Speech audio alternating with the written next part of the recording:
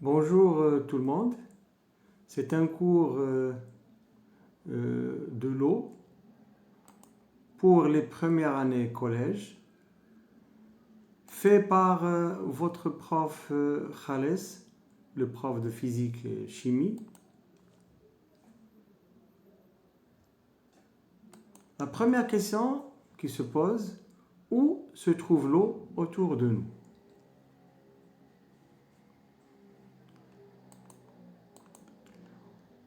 On peut trouver l'eau dans les cascades. On peut encore trouver l'eau dans les rivières, voilà, et dans la neige. On peut encore trouver l'eau dans les mers et océans.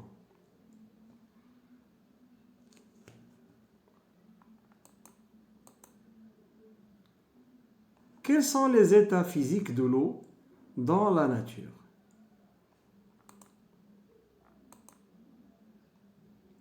Grand 1, l'eau dans la nature.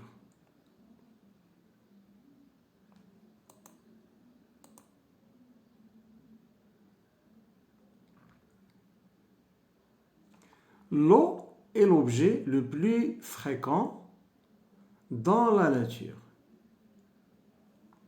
On dit que l'eau est omniprésente dans notre environnement.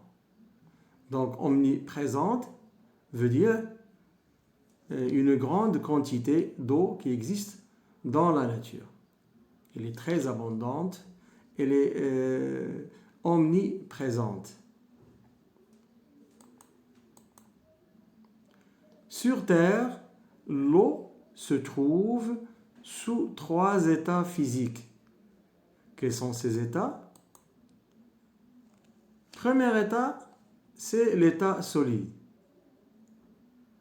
On va prendre des exemples, comme le cas de la glace, grêle, neige, givre. Voilà des schémas explicatifs. La glace, voilà de la glace ici. On a encore ici de la glace. Voilà le mot en arabe. Premier exemple, la glace. Deuxième exemple, la grêle. Voilà, c'est la grêle, le mot en arabe. C'est l'état solide, hein, des petits corps blancs, solides. On les appelle la grêle. Troisième exemple, la neige. Voilà, la neige. Bon, dans l'altitude, dans les montagnes, on trouve la neige. Voilà le mot en arabe. On a encore le givre. Voilà le mot en arabe. Des images qui montrent l'existence de givre. Voilà, c'est pas de la neige, c'est ce qu'on appelle le givre. Dans la matinée, on trouve le givre lorsqu'il y a le froid, température est basse, on peut trouver le givre. Deuxième état, c'est l'état liquide. On va prendre des exemples encore. Bon, l'eau, le brouillard, bon voilà des exemples, buée, rosée, nuage, nappe. Ce sont des exemples où on peut trouver l'eau sous l'état liquide. Voyons des images explicatives. Bon, ces exemples représentent les eaux superficielles, on dit encore les eaux de la surface, et les eaux souterraines qui existent dans le sol, à l'intérieur du sol. Voilà des exemples. Le brouillard. Bon, le brouillard, c'est l'état liquide parce qu'il contient des petites gouttes d'eau attachées, ce qu'on appelle le brouillard. Le mot en arabe.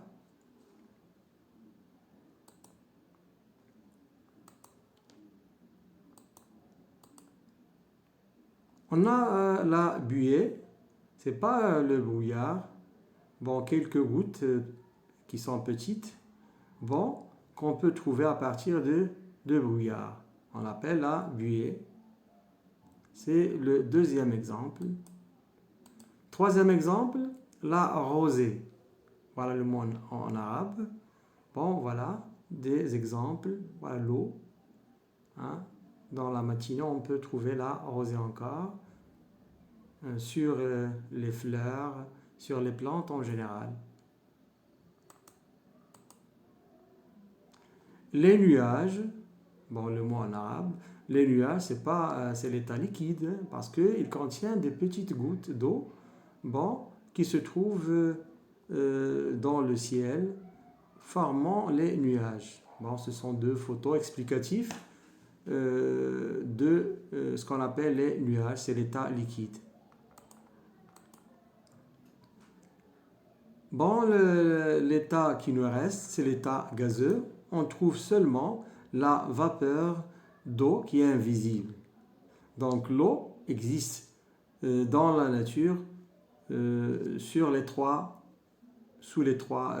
états, qui est l'état d'abord solide, l'état liquide et l'état gazeux. Le seul corps dans la nature qui se trouve sous ces trois états, c'est l'eau seulement.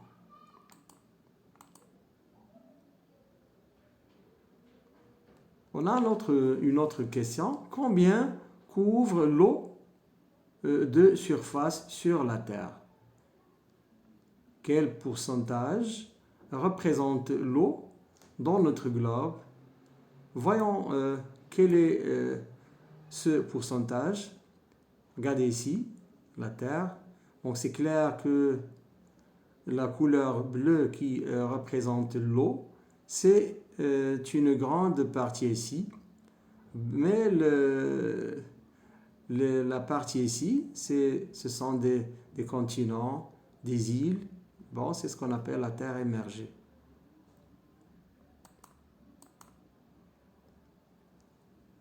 L'eau couvre une grande partie de surface de la Terre. Ici, la couleur bleue, bon, ce sont les mers et les océans. Ils représentent 61%, plutôt 71%. Et ce qui reste, c'est 29%. Ce sont les terres émergées. Comme j'ai dit, ce sont des îles, des continents, comme le cas de l'Afrique, l'Asie, l'Amérique, l'Europe. Bon, ce sont les terres immergées, quelques îles encore qui existent. Bon, ça représente seulement 29%. Mais pour les océans et mers, ils représentent 71%. Je pense que c'est clair. Ce sont des études faites pour donner le pourcentage de l'eau et de la terre sur ou bien les parties où il n'y a plus de l'eau, hein, seulement quelques parties de l'eau représentent 29%. Parce que sur Terre, ici sur les îles, il existe encore de l'eau. Dans les continents, il existe à l'intérieur de l'eau, mais c'est très très très petit par rapport à la quantité qui existe dans les mers et les océans. Remarque. L'eau couvre 71% de la surface terrestre.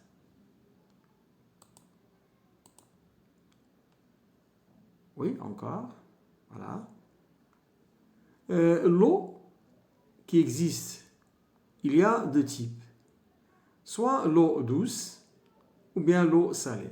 L'eau salée, c'est l'eau qui existe dans les mers et les océans. L'eau salée, c'est-à-dire qu'il contient du sel. Mais l'eau douce, c'est l'eau qu'on peut boire après avoir bien sûr traité. L'eau salée représente 97%. Il nous reste seulement 3% pour l'eau douce. D'accord? Donc l'eau salée est beaucoup plus abondante que l'eau douce. Bon, c'est un schéma qui représente le pourcentage de l'eau douce, 3%, et 97% pour l'eau salée. L'eau salée, eau de mer et océan représente une grande proportion des eaux naturelles, environ 97%, tandis que près de 3% d'eau douce, comme le cas de l'eau qui existe dans les fleuves, dans la neige, dans les nuages, etc. Bon, on représente seulement 3%. L'eau salée est beaucoup plus abondante que l'eau douce. Une autre question qui se pose, quelles sont les transformations physiques qui se produisent à l'eau dans la nature? Donc, grand 2, les transformations physiques de l'eau.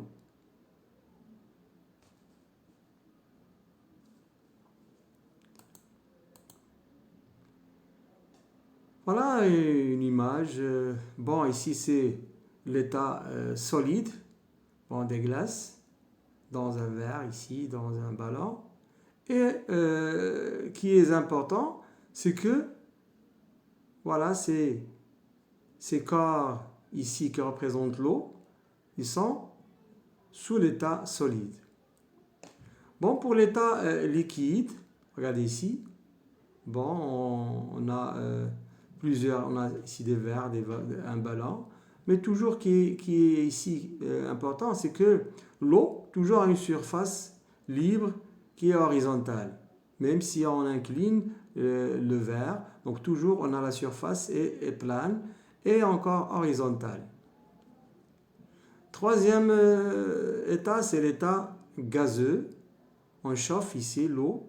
Bon, à un certain moment, le ballon devient gonflé parce que l'eau passe à l'état gazeux et entre dans le ballon. Donc ici, pour montrer l'existence de l'état gazeux de l'eau. Donc on a trois états physiques. C'est l'état solide, comme on a déjà dit, l'état liquide et l'état gazeux. Les transformations qu'on puisse avoir. On prend d'abord de l'eau dans un ballon, ici, et regardez ici, on a des transformations. Soit de l'état liquide vers l'état solide. Bon, c'est la solidification. Ou bien de l'état solide vers l'état liquide, on l'appelle la fusion. Ou bien de l'état liquide vers l'état gazeux, on appelle la vaporisation, parce qu'on chauffe, mais on peut l'appeler encore l'évaporation. Et je vais vous montrer quelle est la différence entre vaporisation et l'évaporation. Donc, on peut encore avoir une transformation de l'état gazeux vers l'état liquide. Hein, c'est ce qu'on appelle la condensation. Bien, on peut l'appeler la liquéfaction. Donc, ce sont les 4 transformations qui existent dans la nature pour l'eau. Ici, on a des propriétés.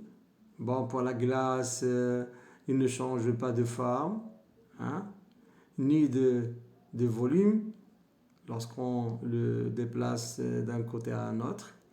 Ici, pour l'état liquide, la surface est plane et horizontale. Bon, il garde toujours le même volume. Et pour l'état gazeux, bon, il change de volume et de forme. Mais ce qui nous intéresse ici, ce sont les 4 transformations qui sont la solidification, la fusion, la vaporisation ou encore l'évaporation et encore la condensation ou encore la liquéfaction.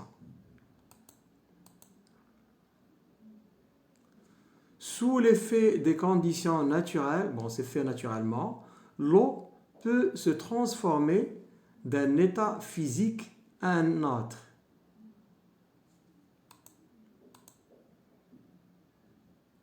Ces transformations d'état physique se font toujours soit par chauffage, soit par refroidissement. Donc c'est clair, lorsqu'on veut changer d'état pour l'eau, soit on chauffe, soit on refroidit. On peut résumer ces transformations d'état comme suit. On a l'état solide,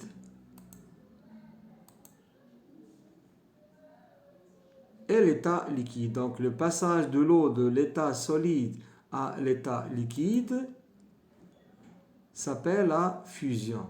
Donc c'est quoi la fusion? La fusion est une transformation physique de l'eau de l'état solide à l'état liquide. Cette transformation est faite par chauffage, tout simplement. Donc on doit chauffer la glace pour qu'il puisse passer à un autre état qui est l'état liquide.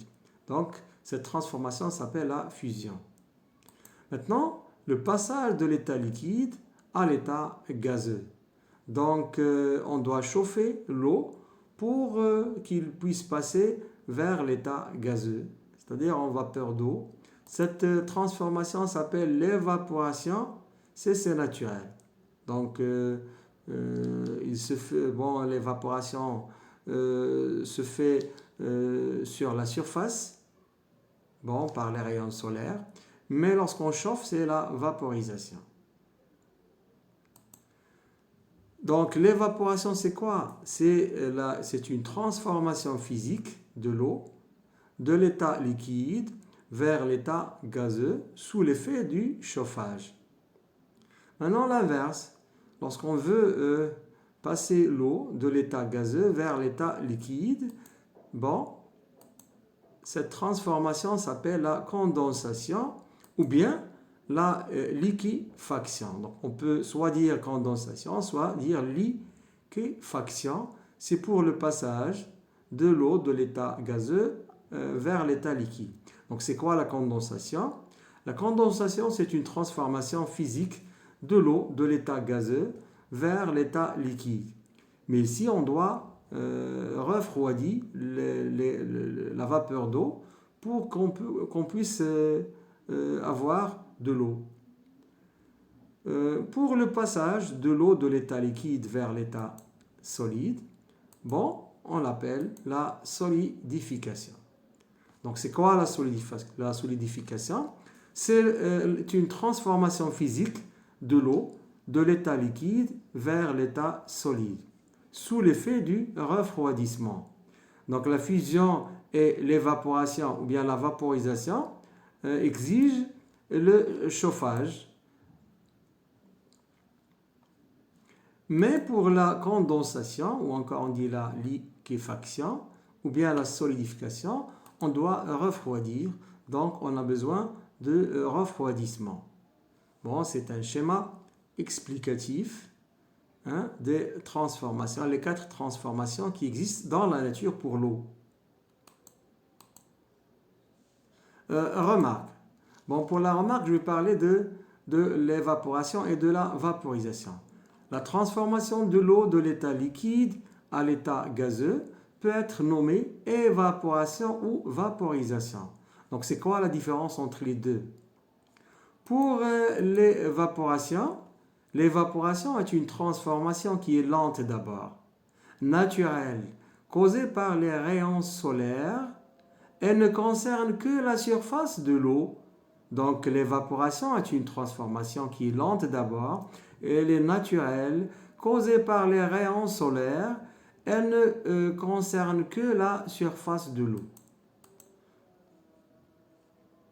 La vaporisation maintenant est une transformation qui est rapide, provoquée par chauffage de l'eau. Donc on doit chauffer l'eau pour ce passage-là de l'état toujours liquide vers l'état gazeux, mais on l'appelle la vaporisation. Donc pour l'eau qui se trouve dans les océans et dans les mers, dans les lacs, etc., donc on a évaporation parce qu'elle est causée par les rayons solaires. Mais pour la vaporisation, dans la cuisine, dans le laboratoire, on dit qu'on a une vaporisation parce que on chauffe. Donc le chauffage nous aide pour avoir ce qu'on appelle la vaporisation. Donc c'est ça la différence entre la vaporisation et l'évaporation. D'accord?